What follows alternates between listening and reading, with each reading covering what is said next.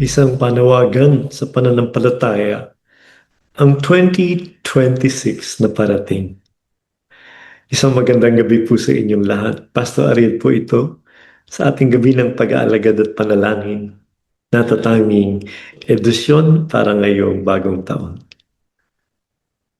Mga kapatid, habang tayo ay tumatawid sa 2026, hindi lang tayo nagpapalit ng petsa sa kalendaryo. Tayo ay pumapasok din sa panibagong yugto ng katapatan ng Diyos. Hindi natin alam ang lahat ng mga mangyayari sa atin sa 2026, pero malinaw ang isang katotohanan. Kilala ng Diyos ang ating bukas. Alam niya ito. Sabi ng Panginoon, "For I know the plans I have for you, plans to give you hope and a future." Matatagpuan sa Jeremiah 29, verse 11. Ang tanong ay, hindi ano ang mangyayari sa 2026. Ang mas mahalagang katanungan ay, paano ako haharap sa 2026 bilang alagad ng Diyos? How will you face 2026 as a disciple of Christ? That's a question that you and I must find answer to. Ang una, humarap tayo sa 2026 ng may pananampalataya, hindi takot. Ang mundo ay papasok sa bagong taon maya-maya na may takot, ingay, at uncertainty. Kaya nga tayo nagpapaputok para palayasin daw ang masasamang demonyo. Pero ang mga tao may Kristo sa puso, ang mga alagad, ay tinatawag na mamuhay sa pananampalataya. Takot ang nakatingin sa sitwasyon, pero pananampalataya ang nakatingin sa Panginoon. Tama? Hindi tayo pinangakuan ng madaling taon. Alam nyo na ito, sa mga nakalipas ganun. Pero pinangakuan tayo ng presensya niya ngayong 2026. Ang sabi ng Panginoon, "My presence will go with you and I will give you rest." Exodus 33 verse 14. Mga kapatid, huwag nating salubungin ang 2026 na may tanong na, kakayanin ko kaya? Bagkus ay ipahayag natin na may pananampalataya, kasama ko ang Diyos. Pag-isipan natin ito, mga kapatid. Ano ang kinakatakutan mo sa paparating na taon? Kalusugan ba? Salapi? Ugnayan? Ano ang mga sinasabi ng Diyos tungkol dito? Lord, we surrender to you our fears. We cling on to you in this time. Dalhin lamang sa bagong taon ang nagbibigay buhay. Ano? Huwag yung nakakamatay. Bawat bagong taon ay pagkakataon ng discernment. Hindi lahat ng dinadala natin mula sa 2025 ay dapat nating isama sa 2026. Tama? Tama. Kasi may mga bagay na kailangan tayong iwan. Ano-ano mga yun? Galit na hindi pinatawad, iwan mo na yan. Sugat na hindi isinuko sa Panginoon, ay iwan na ito. Pagod na hindi pinagkatiwala sa Diyos, iwan. Kasalanang matagal nang dapat talikuran, iwan mo na ito. Sabi ni Pablo, forgetting what lies behind, but straining forward to what lies ahead, I press on. Sinasabi yan ng Philippians chapter 3, verses 13 to 14. Mga kapatid, huwag nating hilahin ang lumang bigat papasok sa bagong biyaya. Tama. Guided moment ito para sa atin.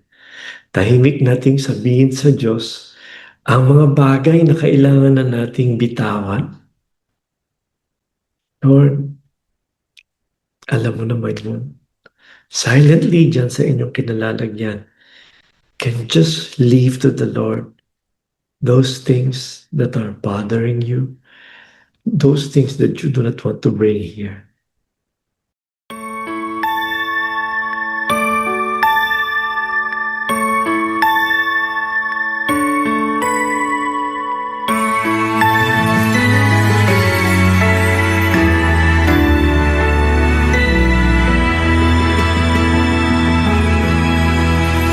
Sa bawat araw ng aking buhay, mayroong saya't galak na tunay. Kahit may pagsubok, lakas ko'y ikaw. Tibay ng loob ang aking sandigan. Kahit saan man, kahit kailan man, ikaw ay laging nariyan, aking Panginoon.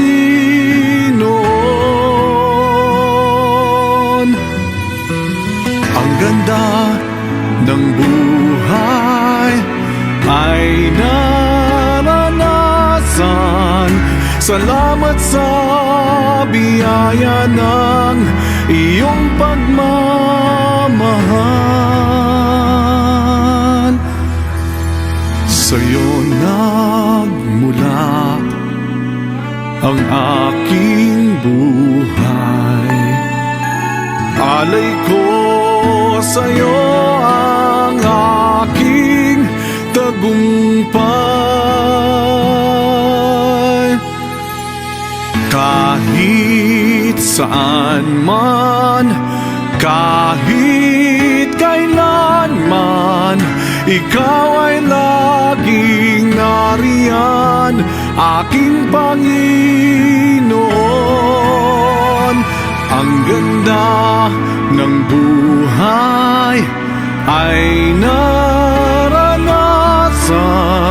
Salamat sa biyaya ng iyong pagmamahal.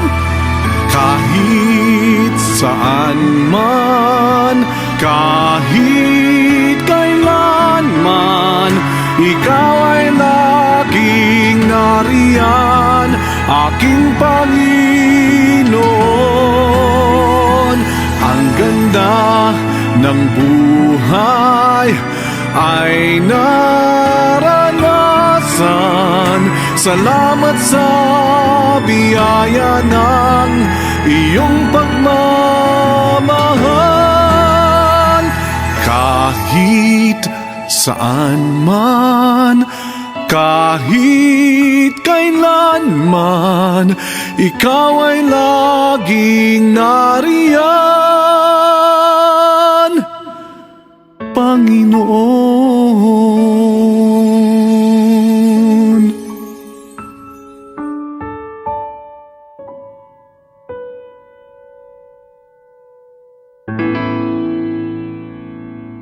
Paano ako haharap sa 2026 bilang alagad ng Diyos? How will you face 2026 as a disciple of Christ? Ganun din, piliin natin ang katapatan ng Diyos at ang kanyang paningin. Imbis na ang paningin ng tao sa 2026 o ang 2026 sa mga tao, mabilis na papalakpak doon sa mga matutulin, sa mga sikat, sa mga malalakas. Pero ang Diyos ay patuloy na naghahanap ng tapat. It is required of stewards that they be found faithful. Yan ang sabi ng 1 Corinthians chapter 4 verse 2. Hindi tinatanong ng Diyos kung gaano ka kalaki at kung gaano kataas ang nagawa mo. Ang tanong niya ay, tapat ka ba? Tapat ka ba sa mga ipinagkatiwala niya sa iyo? Katapatan sa panalangin, kahit walang nakakakita, kahit ikaw lang. Make sure that you are faithful in prayer in 2026. Tapat ka ba sa pag-ibig kahit walang kapalit? Tapat ka ba sa pagsunod kahit walang papalakpak? Take time to think about it. Saang bahagi ng buhay tinatawag ka ng Diyos na maging mas tapat ngayon sa 2026? Pag-isipan natin.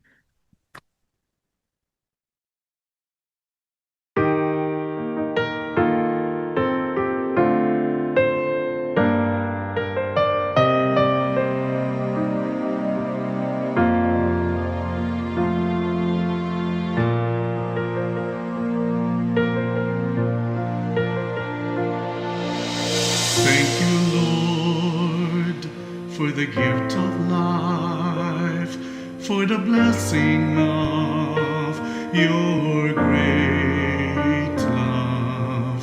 Thank you, Lord, for your plan for me, plan of hope and prosperity. In your promises, I will trust you, Lord. In your faithfulness, I'm assured, oh Lord, for by faith I'm sure I can reach success. For I can, by the grace of God, I can,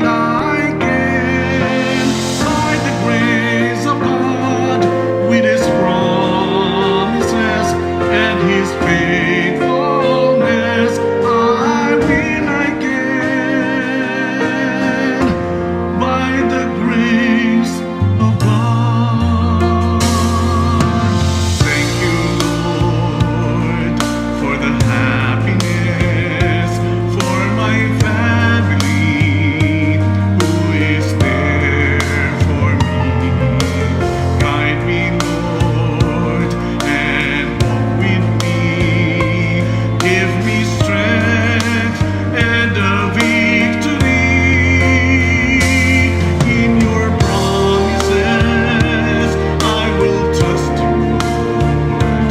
In your faithfulness, I'm assured, oh Lord, for by faith I'm sure I can reach success. For I can, by the grace of God, I can, by the grace of God, with His promises and His faithfulness, I can, by the grace of God. For I can, by the grace of God, I can, by the grace of God, with His promises and His faithfulness, I can, by the grace of God. For by faith I'm sure I can be success. I can, by the grace of God. I can, by the grace of God.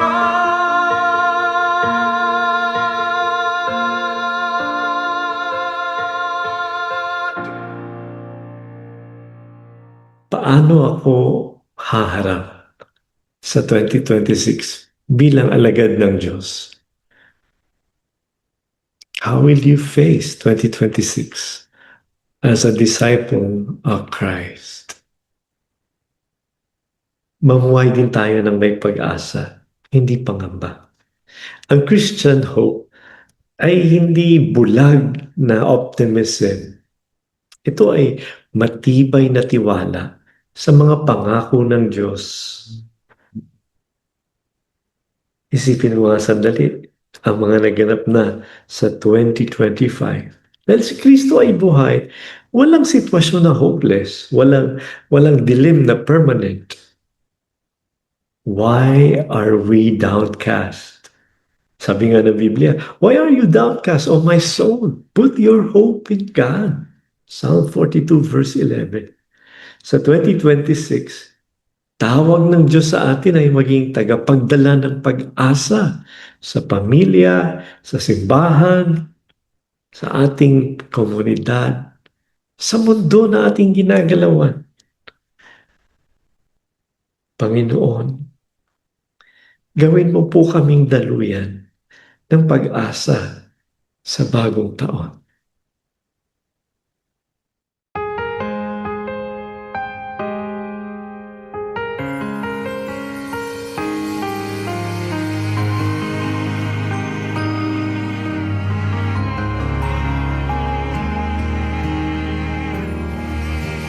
Sa lahat ng panahon, lagi kang nariyan. Umulan mat bumagyo'y maasahan, pagkat pag-ibig mo'y wagas, tapat kailan paman, at laging nakalaan. Kabutihan mo, O Diyos, aking naranasan. Sa gitna ng pagsubok, napatunayan. Lakas ka at sandigan, batong aking kublihan, at pag-asa na aking natatanaw. Tunay nga kay buti mo, Diyos. Papuri at pagsamba sa'yo'y handog. Taimtim na pagnilingkod at tapat na pagsunod, ang iyan ay sa'yo, aking Diyos.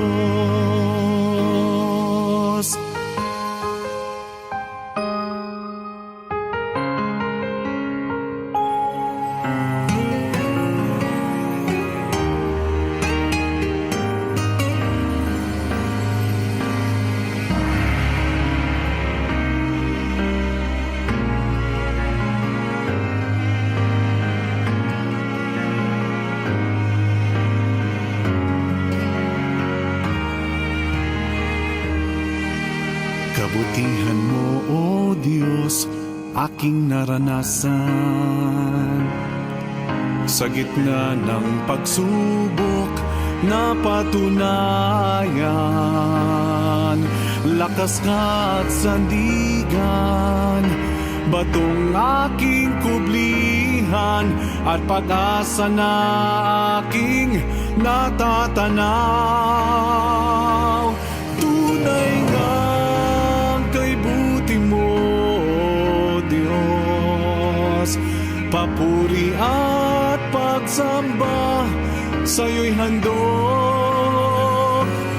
Taimtim na paglilingkod at tapat na pagsunod, ang iyan ay sa'yo, aking Diyos. Tunay nga kay buti mo, Diyos. Papuri at pagsamba sa'yo'y handog. Taimtim na paglilingkod at tapat na pagsunod, ang ialay sa'yo, aking Diyos.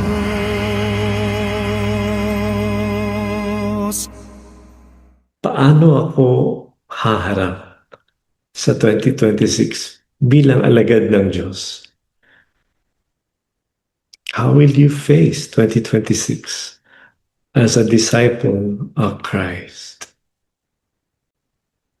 I think kailangan din nating lakaran ng Diyos araw-araw. Hindi pa minsan-minsan, ano? Kasi minsan talaga ang ginagawa natin, kung maalala lang natin siya, di ba?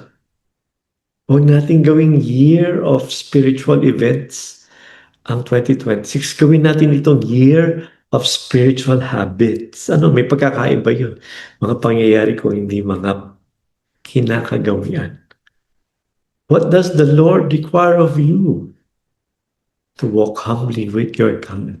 Yun nga ang sabi ng Micah 6:8.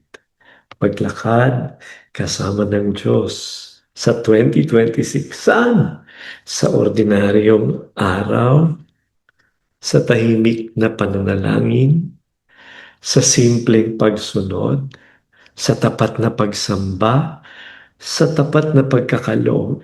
Hindi nahanap ng Diyos ang perfect Christian. Hinahanap niya ang patuloy na naglalakad kasama niya.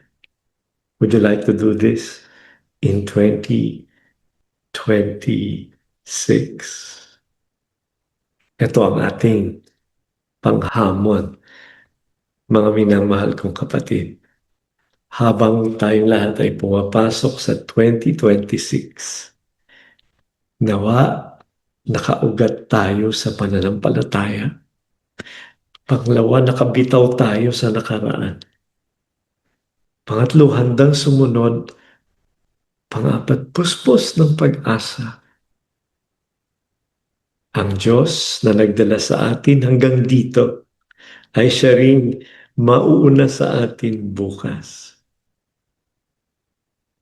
The Lord bless you and keep you. The Lord give you peace.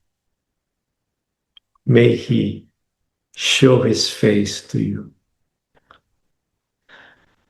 Panginoon, ang aming mga plano, pangarap, takot at pag-asa, inaalay namin sa iyo.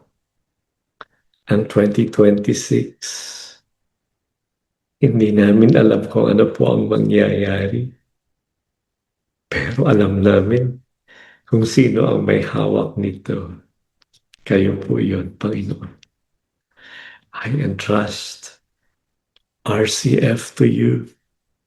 I entrust EFCP to you.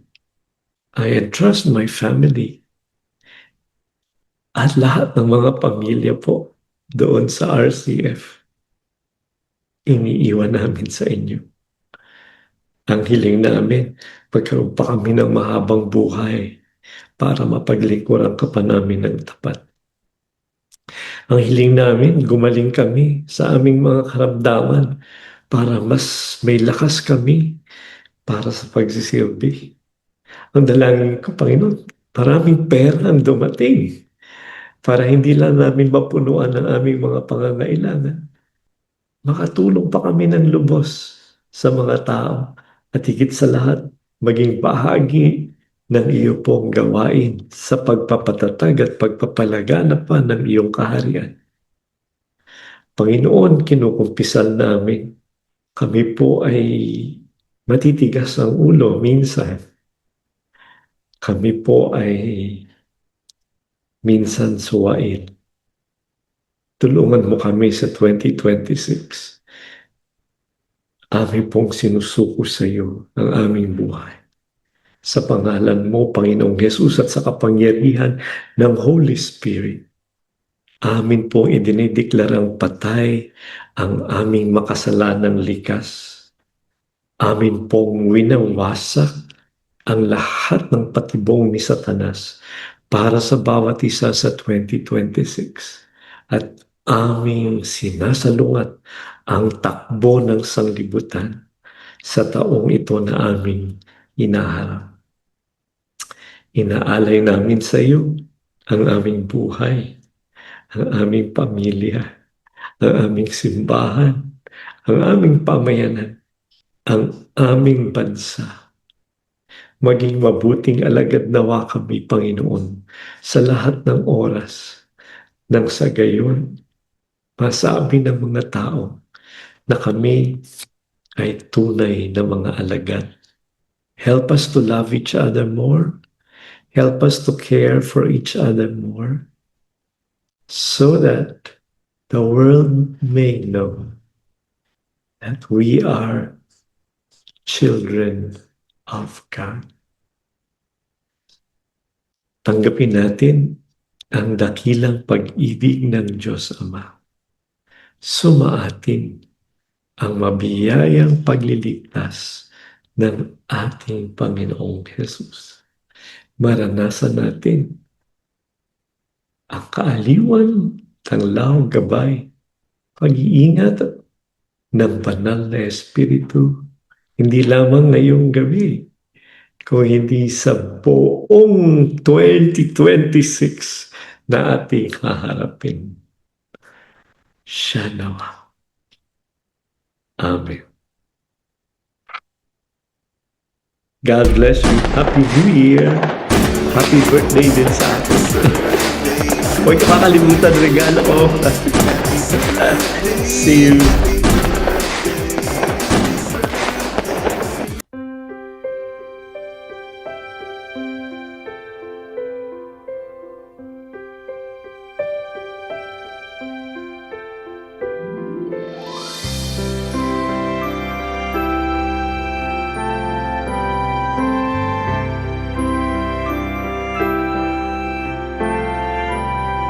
Dakilang may likha sa kalingat pang-unawa, mangyari ang iyong diwa sa langit at sa lupa. Bigyan mo ng sapat ang lahat sa araw-araw, turo ang magparaya gaya ng iyong gawa. Iadyan niyo kami sa pagmamataas upang maiwaksi ang lupit at dahas, at samahang lumikha ng pamayanan payapa sa kalikasan, kabuhayan, kakanyahan, paniniwala.